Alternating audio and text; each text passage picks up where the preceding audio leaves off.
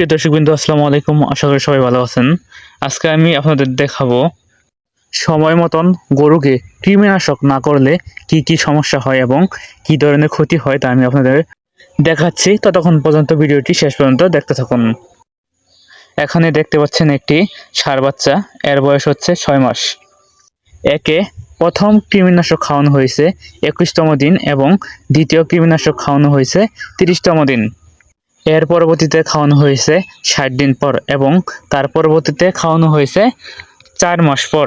মাঝখান ব্যবধান মাত্র 2 মাস। বয়স যখন 6 মাস তখন তাকে সকল ধরনের কৃমিনাশক দিই।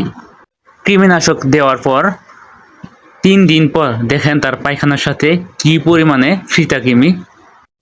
অনেকেই মনে করে শুধুমাত্র কৃমির বুলাস খাওয়ালেই সব ধরনের কৃমি ধ্বংস হয়ে যায়।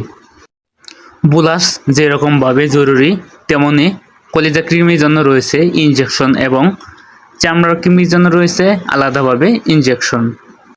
সকল ধরনের যদি কৃমিনাশক করা হয় তাহলে একটি পশু কৃমিমুক্ত হতে পারে।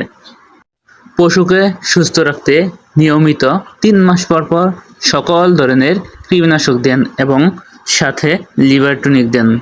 এতে করে পশু সুস্থ থাকবে। অল্প খাবারে দ্রুত মোটা তাজা হবে।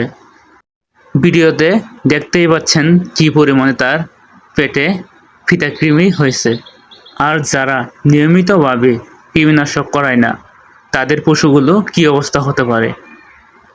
এবং যদি সঠিক সময়ে কৃমিনাশক করা হয় তাহলে পশুটির পেট ঠিক থাকবে, পেটের আকৃতি ঠিক থাকবে, দ্রুত বাড়ার যে একটা লেভেল রয়েছে সেই লেভেল ঠিক থাকবে এবং দ্রুত বৃদ্ধি পাবে। সবাই ভালো থাকুন, সুস্থ থাকুন।